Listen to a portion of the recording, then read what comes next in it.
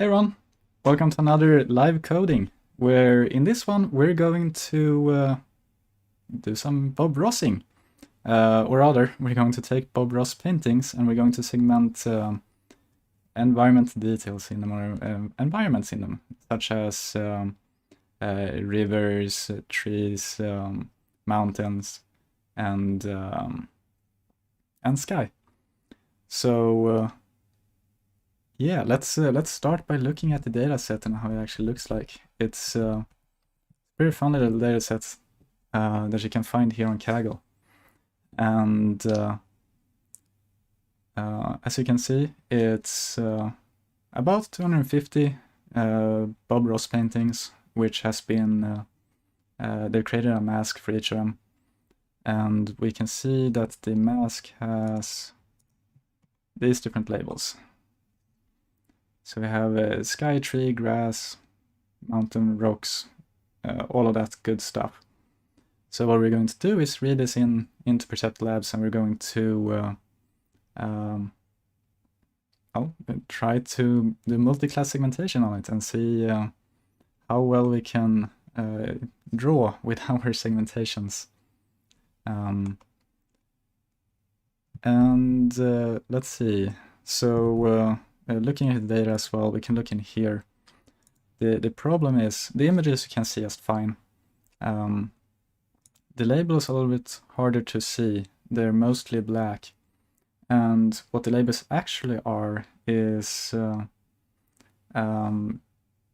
they're PNGs, but they have values between 0 and I think there's 7 classes or so? 9 classes. So between 0 and 8, they have different values, which makes the images, the labels themselves, pretty difficult to see until we actually start coloring them, which we'll be doing. And if you ever want to inspect one of these labels or the masks and see what actually is inside it, you can always pop up a terminal, and I'll just show real quick. There we go. Not the prettiest looking. I'm not sure how to get the top in there, but can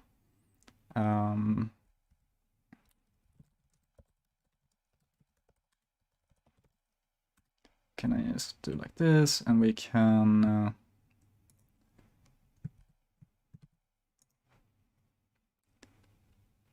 then as taking the folder, which are all the labels inside them, and I actually remapped them. The original values were 3, 5, 10, 14, etc. So the first thing I did was remap them so they are 0 to 8 instead. Because otherwise, if you apply one hot encoding, you're going to get 62 different classes. Which works surprisingly fine, since you're only using 9 of them, but it's still not the most efficient. But if you want to read any of them, you can just take one of the files. So let me grab the name of one of them. We call that file, and I should probably like that, and then we load it.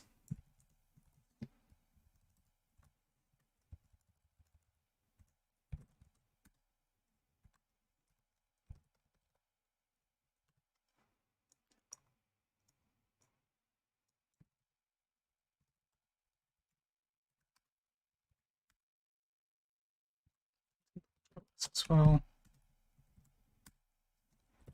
and then we can see the actual image.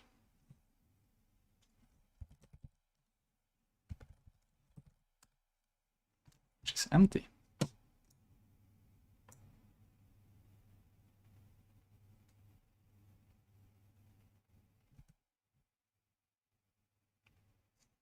Okay, well, let's do a little bit of quick debugging.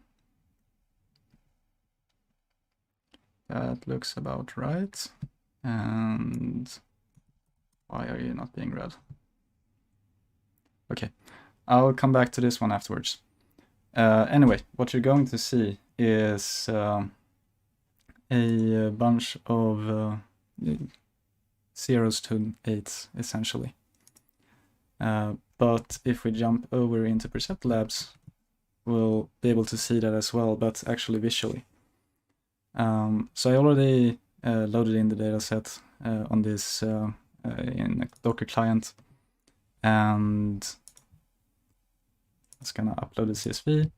The CSV file is just images in one column, masks in the other columns. And the new change here, and why we can do multiclass segmentation, is that we have a new data type called masks.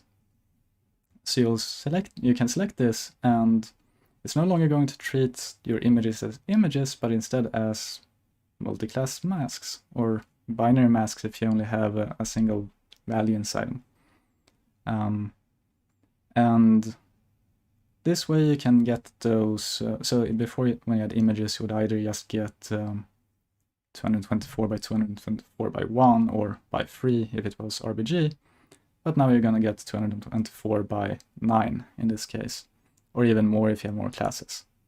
And we'll see the effect of that as soon as we jump into the workspace. I'm reshaping it into 224 by 224. We should probably normalize it, because units seem to perform a lot better when you normalize the input. So let's just go min-max there. And the mask by default has 224 by 224. It's an important number because most of the units, or all of the units pre-trained models, use that as a fixed input size. So if you want to use any of the pre-trained models inside the unit component, you're going to need that.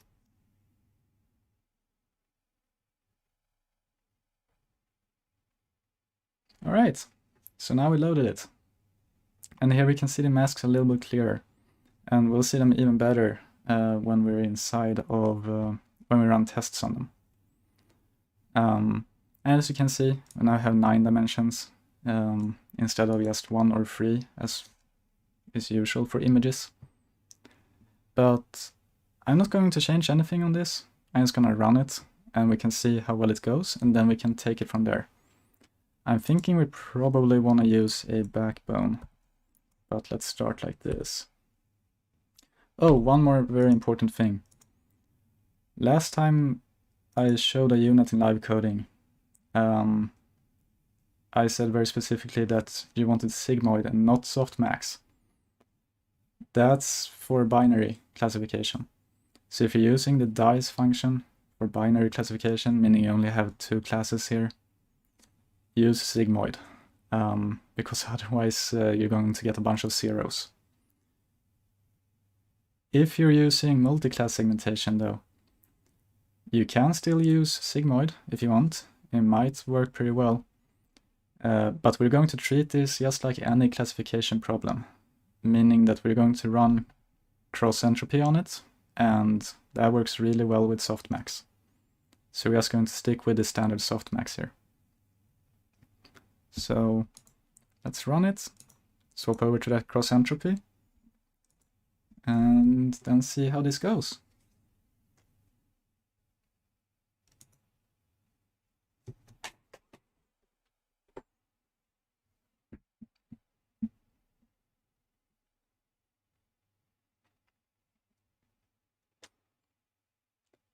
All right. So here we can see, well, first of all, let's check the gradients. They look decent, meaning they're not 0. But we do have a very white background. We'll try once without normalizing as well. I did a test. Oh, there we go. That's a decent prediction. It seems to be learning 1 class at least. But I did a test run on this before, and then it seemed to be performing not too well, but you could see a lot more without the normalize. But this one's picking up pretty well. It's learning something.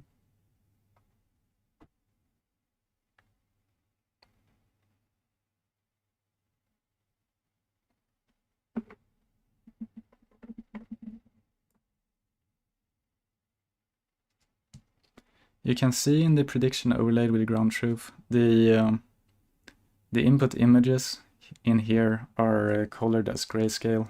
So anything with color you're going to see is the is where we overlay the prediction.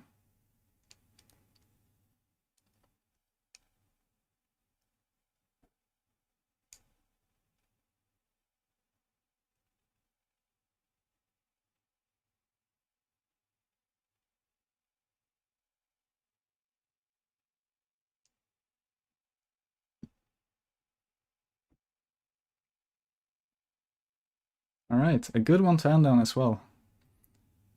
So IOU is a pretty good measurement for this. You probably want your IOU to be at least over 50%, preferably over 80-90%. So we'll see if we can improve that with some pre-trained models, but my guess is we might have to train a bit longer and also do some augmentation to get the validation up, to get a little bit more variance in the data sets. Let's run a test on it.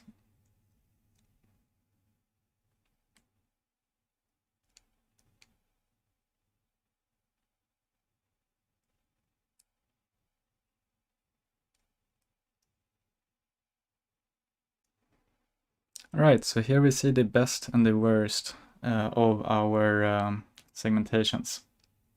So at the very top you can see the loss, and the lower the loss, the better. And here we can see the inputs. Again, it's grayscale. I think we're gonna put in the actual RGB here at some point.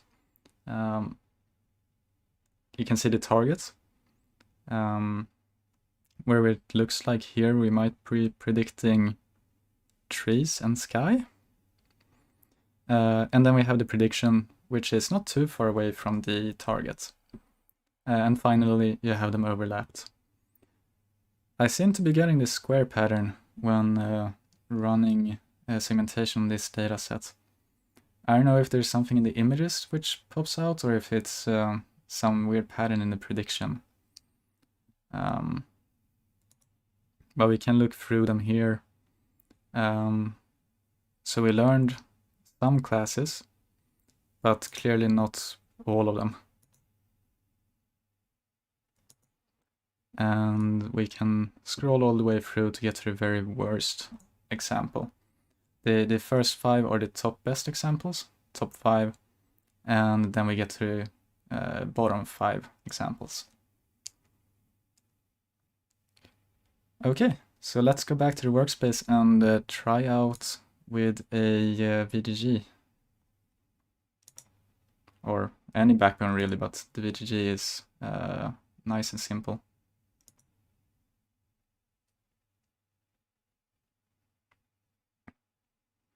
And I've had good luck with batch normalization before as well, so let's try throwing that in and see if that helps. Then we'll train it again.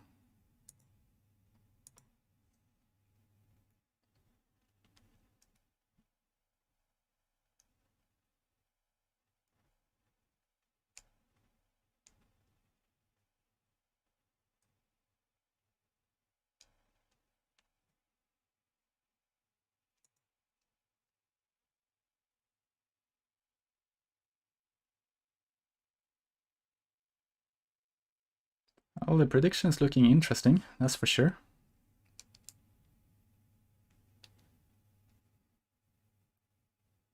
Hey Douglas.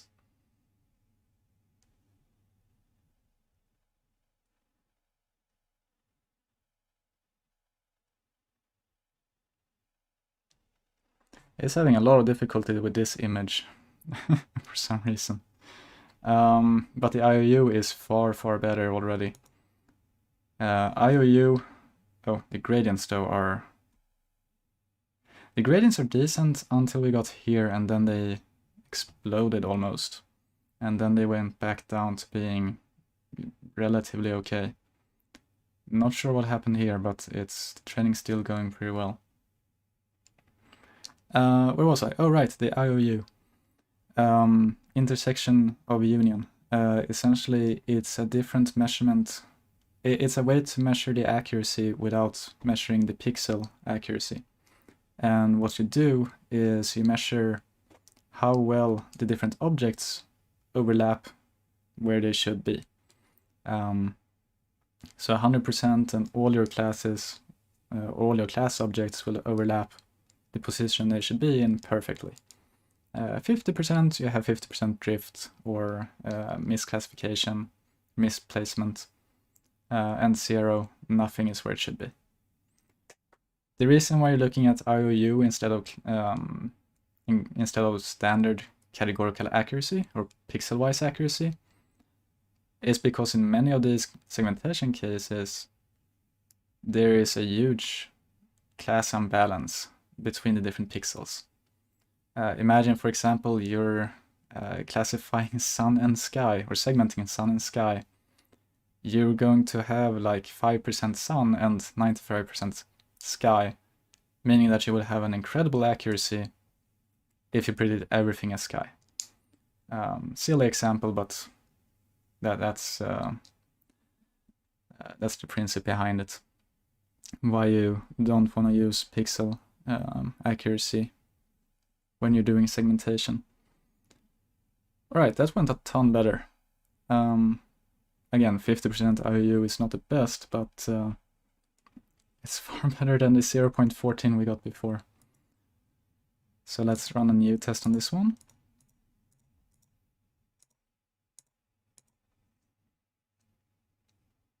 And get some colors in it as well to see how it performed in the tests, or the testing images.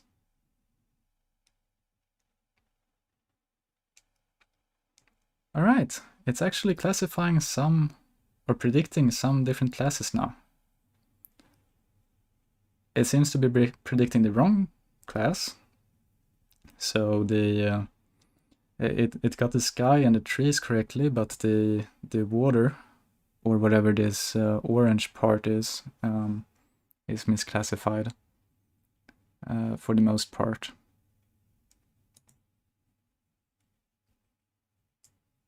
But we can see that it's doing a lot better job now.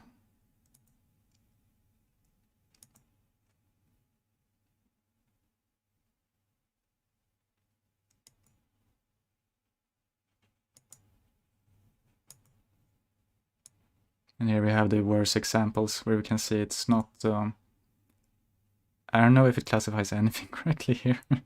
It's the wrong colors everywhere except at the very top here.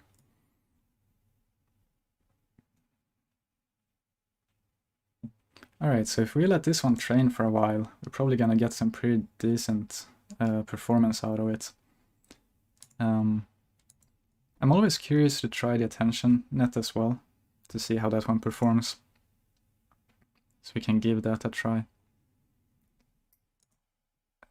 We can run it for the same amount of time.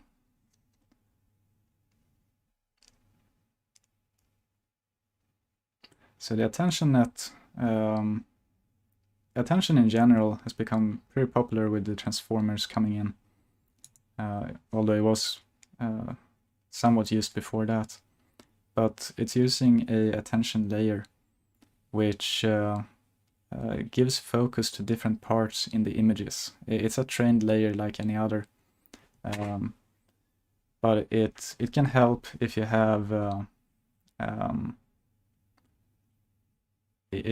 some difficult or smaller areas which you're trying to reach, and can probably help in more cases than just data.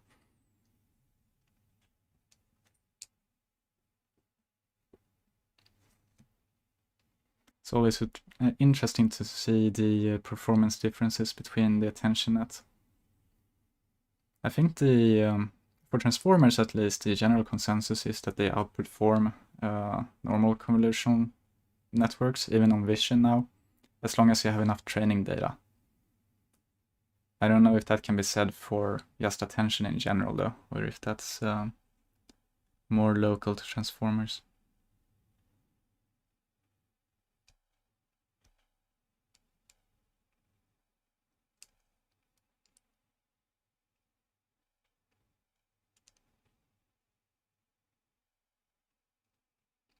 We seem to be achieving about the same accuracy, and the predictions are looking decent. Again, we're getting at least more classes out of it, so that's always a good sign. Hey, Richard.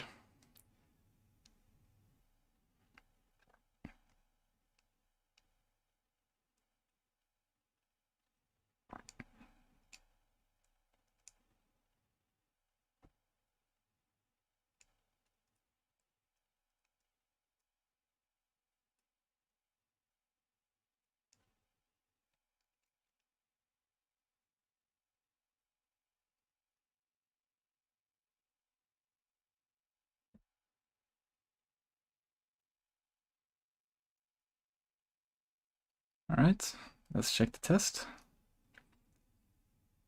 Training went a little bit worse, but it was not a huge difference. It could just be initialization differences as well.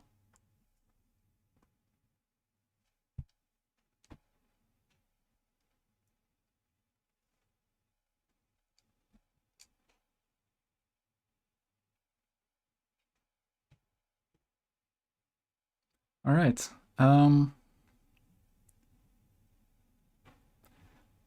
Well, the loss is a lot better on this one than it was last time, but the prediction looks a lot worse. So that's interesting. Although again, we're going from categorical loss here, so it might just be a case of... but even so, the blue background and the red background does not match up at all. See how the other ones look like.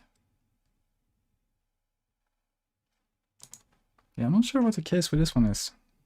I mean, it has a little bit of overlap here at the top and over here on to the right, but everything else is not at all accurate.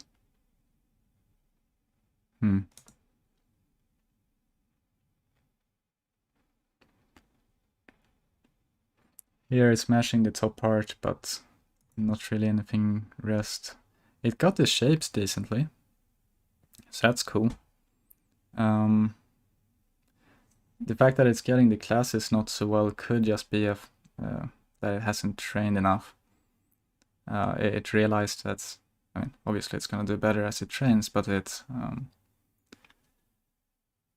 finds that there's a difference, but it's maybe it's between which class. It's a bit unsure on exactly which class it is.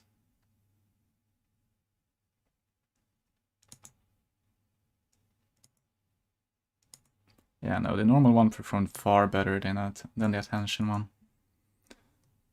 We can set off a normal one again and let it run for a little bit longer.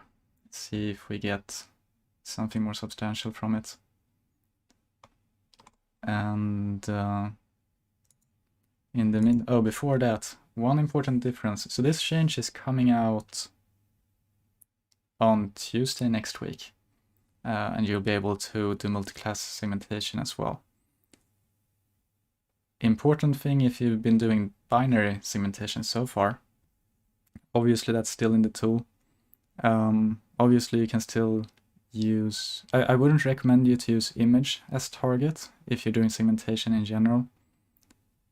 But if you're doing binary segmentation and read in your binary masks, you're no longer going to see a single one here as you did before with the images. You're going to see a 2 here. However, it's going to run just as it is before. What happens is if you select the dice loss, it's going to ignore the background, which is essentially what happens in general. When you do binary classification, and the reason we had just a single class here instead of 2 is again because the class imbalance. You don't want to run dice loss on both the background and the foreground. You want to run it on the foreground to better classify those objects. If you're running it on the background, you're going to try to fit the background onto itself. It's kind of a similar issue to pixel accuracy. It happens with dice loss, which works very similar to IOU. As soon as you start trying to do that on the entire background class. Anyway, just something to keep in mind. It'll run exactly like before. It will just ignore the background, and you'll see a 2 here instead, but it won't actually affect anything. Alright. Alright. Let's run this one for 10 epochs.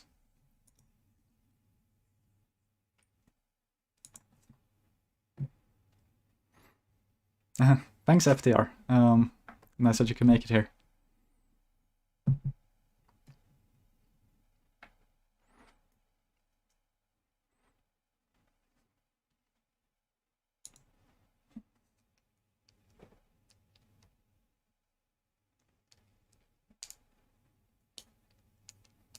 Alright, let's see how this one goes. I'm curious if we get another explosion of gradients this time. I have no idea where it came from, but I would love to see if there's any specific image that causes it. We could check the iteration it happens on. Then see if it happens again. Yeah, there we go.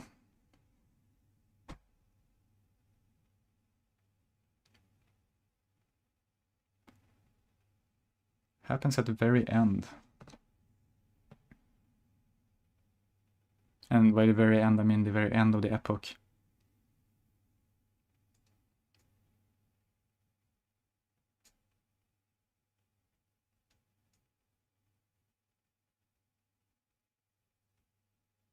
And reliably so as well.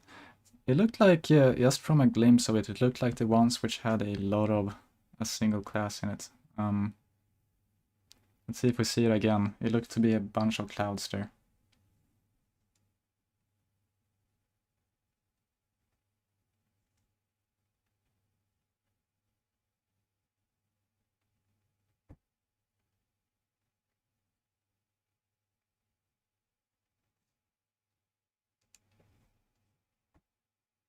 Another thing to note, the training accuracy is going better and better, but the validation accuracy is not.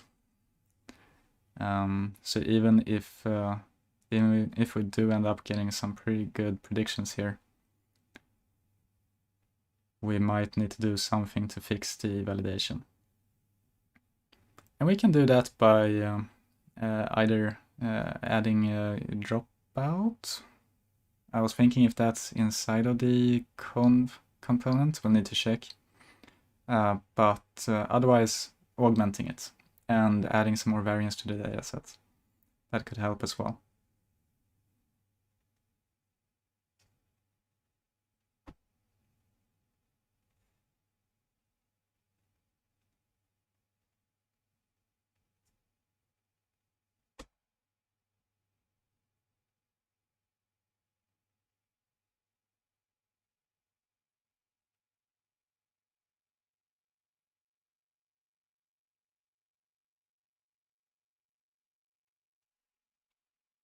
The loss is dropping pretty decently though. And if we go over here, we can see how the loss behaves within an epoch as well.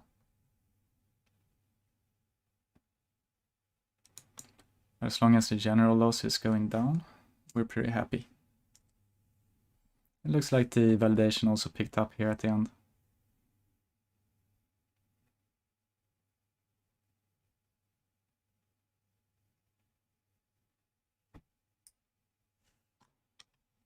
And we're getting less and less affected by these, or the gradient is not spiking as much, which means that we're getting less affected by the images, which I'm taking indicates that we learned them much better, and hopefully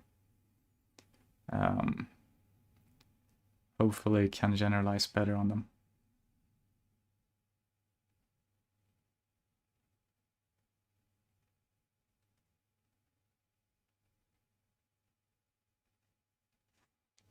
Just from looking at the predictions, this looks pretty decently. We are getting, well, we're not that high, we're just above 50% IOU.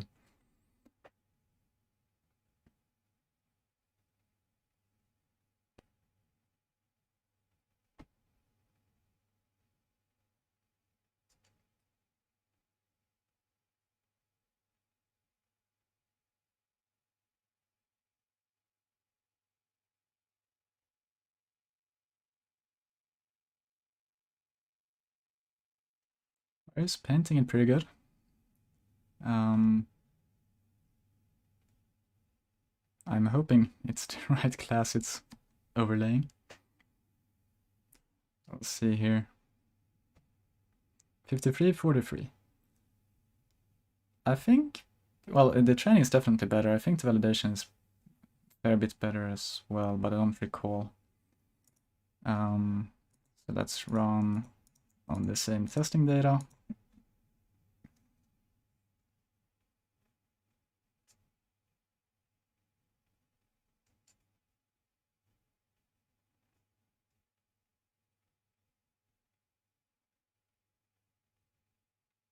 All right.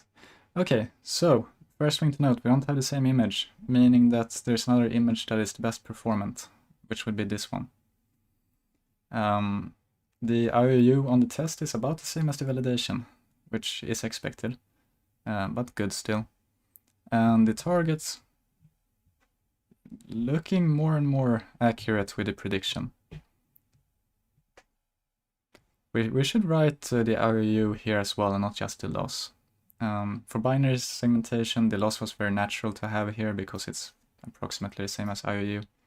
And they're gonna be very similar, but for categorical, that's not at all the case. So I think we'll need to add that there.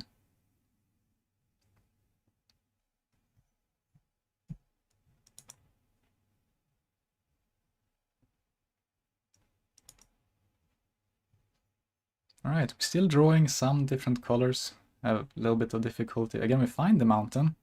I just think the mountain is snow, whatever this is, ground. Here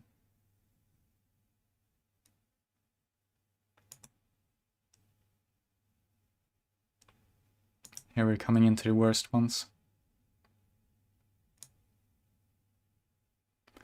That being said, the absolute worst one's loss is not that horrible as it was before. Again, the prediction though is not very good. I think the benefit of the loss mostly comes from finding these two sections. Anyway, it looks like both the validation and the training kept increasing as we kept training, so you can probably train this for a few more epochs. Adding augmentation would probably help a lot as well. So adding some rotation and maybe some flipping to it. But that's everything we're going to do for today. So thank you all very much for joining, and I hope you all have a great day. Take care.